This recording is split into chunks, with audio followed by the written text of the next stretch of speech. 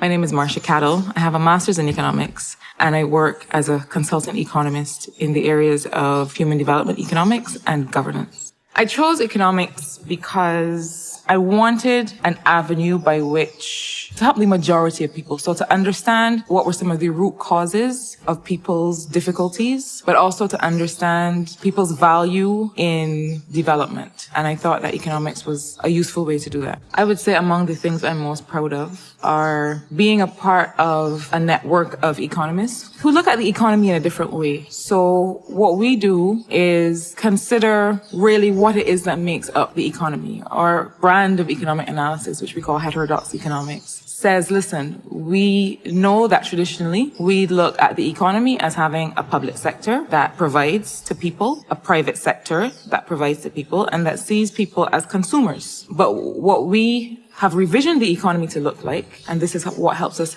help people in a more lasting way, is yes, we have a public sector and a private sector, but we also have the household as a productive sector. So the household, men and women and children, are not just consumers of the goods and services that the government and that the private sector generates. We are labor, so we're providers of economic inputs, but we're also, as a household, providers of care. And individuals who work in volunteer sector are also providers of important services to government and to private sector. So I've been very blessed and fortunate to be able to work on this, I wouldn't say new, but this emerging approach to economics, because I think it helps us to realize that the business of economics is providing to people, and it's also about helping people contribute the most they can. And once you understand that, then it makes a lot more sense, and it makes what you do as an economist have a lot more value. I tend to work mainly on areas like poverty and vulnerability. As an economist, you could do so many things. So there are econometricians who work on modeling and forecasting and helping to understand what are the different ways in which things like growth and productivity interact together. And it's quite a mathematical approach. And those of us who are development economists would say that you need to have that, but you also need to have the greater understanding of the non-mathematical understanding. So the qualitative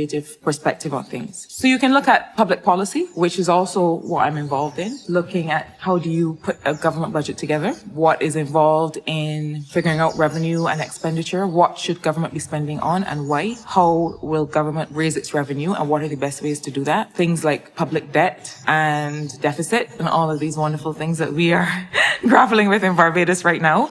So there's that. But there's also the side that I work on, which is the development side of things, and which is really fundamentally what economics is about. It's about people. It's not about numbers. And so, yes, you want growth in your economy, but you want growth for a reason. You want, first of all, people to participate in that growth. So you don't want the growth to be controlled by a 1% or a 2%. You want inclusive growth. So you want to make sure that, yes, your economy is growing, but you don't want to have a situation where you have like these kings of capital, which is that only a handful of people are controlling the wealth and are controlling the opportunities. You know, we want to make sure that everyone is benefiting from whatever growth there is and contributing to that growth. And so there's also finance.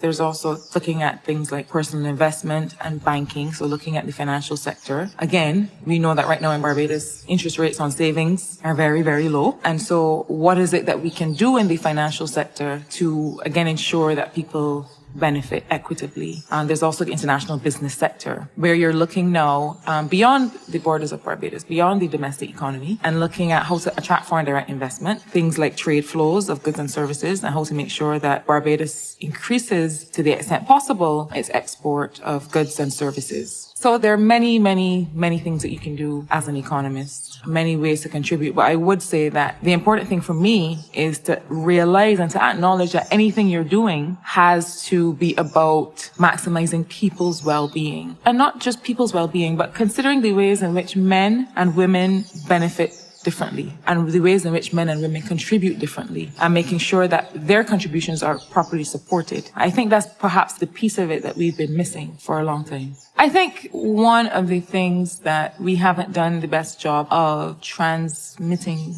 to people as a society is their role in the country's development. And I'm talking about development now writ large. I'm not just talking about economics. So our environment. is an economic good because we use it for everything. The natural environment, it is our ecosystem. We are a part of it. We draw on it. We use it. We have to manage it adequately for things like tourism and manufacturing and these things. And I think one of the ways in which people can contribute is to be better guardians of the natural environment. So the notion that there's a Ministry of the Environment and that is responsible for resource management, that's true, but we are also responsible for management of our resources. And everything around us is an economic input. So men and women are part of development and our capacity to be productive is important. It's not just important for our own income. It's important for the smooth functioning of the society. And so when we opt out in any way, we are harming our community and our society. So I encourage people to be a part of their community in ways that matter. So things like caring for your environment, abstaining from littering. I mean, it sounds very basic, but it's very important. I was at home one day and I saw a young lady passing. She was eating something and she dropped it. She dropped the huge plastic and cardboard container on the ground. And I said to her, when you drop that there, what do you imagine happens to it? You know, and then somebody will post a video on Facebook of a poor turtle that's trapped in a plastic thing and everybody will go, oh, you know, or complain about the flooding and blocked drains. But there is a direct connection between our behavior as citizens who have the responsibility to care for our environment and what we see, the value that we get back.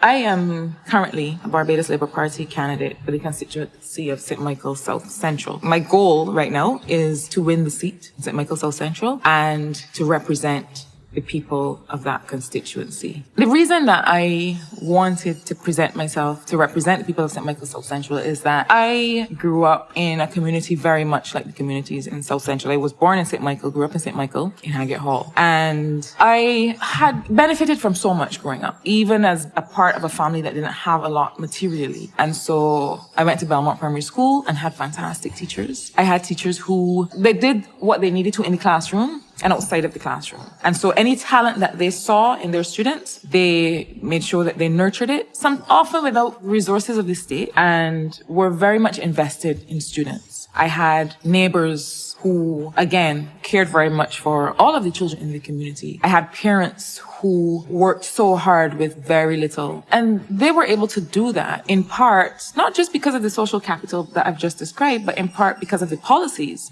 that existed at the time. I was able to go to the University of the West Indies without having to pay for it. And at the time that I was growing up in St. Michael, the policies recognized and acknowledged that there was a need to level the playing field for those who were not born wealthy or were not born with certain opportunities, and to be able to provide those opportunities in terms of education, of housing, and so many other things. And so I benefited from that. And when I look around St. Michael, and when I look around the country in general, I'm saddened by the fact that young people growing up very much like I did do not now have those opportunities. And in fact, really, as we come to our 50th year of independence, Barbados does not look like it should. When you look at the trajectory of development from 1966, we had periods of very rapid social development and the types of policies with respect to land ownership and reform that accelerated people's development and people's sense of ownership of their fate and of their future. Now that is not happening. And so we have so many young people who look in front of them right now and feel as if they don't have any opportunities. I think leadership is what is required now. And leadership by example. I think we need to model the type of industry that is required. Our motto as a country is pride and industry. And you grow up and you kind of just recite it and you're like, whatever that means. But I think the reason it's useful is that you need to have pride, but you also need to work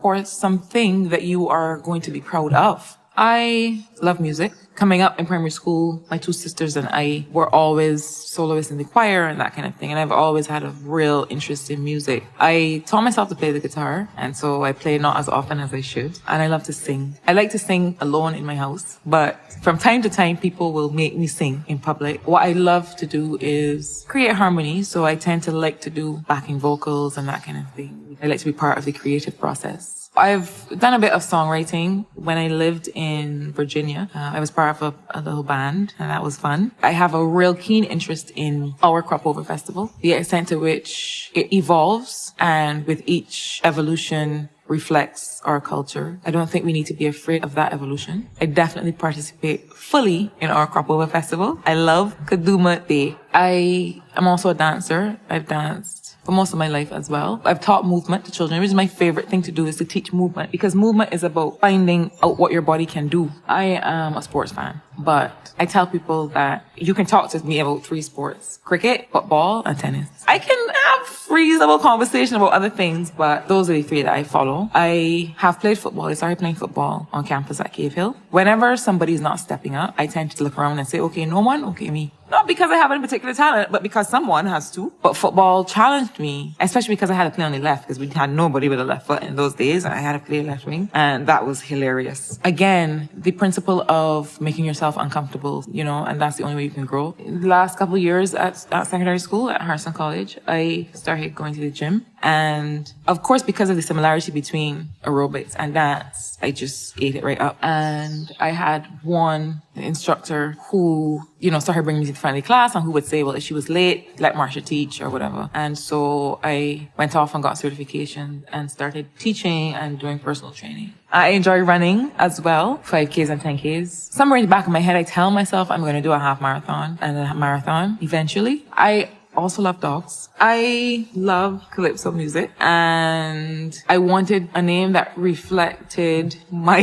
culture, I suppose. Calypso. And the name suits her quite well, because Calypso is a very large dog who doesn't seem to understand her own strength, which is also true of Calypso as an art form in the Caribbean. I think that we really undervalue it. And she's also full of energy. I suppose my guiding philosophy is live with compassion and courage. I think if you do that, everything else takes care of itself. Because compassion means that you always care about how your actions affect or contribute to the people around you. And courage means that you're not guided by fear. And so you're able to make hard decisions. There are 2 quotes that inspired me. There's one by Isabel Allende who says, we only have what we give. And that's profound for me. And then there's a part of this Paulo Coelho quote. It says, if you get a chance, take it. If it changes your life, let it. Nobody said life would be easy. They just promised it would most likely be worth it. I mean, it is really just about living without fear, which is difficult to do. There's also a quote from Bob Marley in his song Ambush in the Night that says, they say what we know is just what they teach us. And we're so ignorant because every time they can reach us. And I suppose I like that one because it reflects my feelings about education and the danger of not telling our own story in the Caribbean and in Barbados.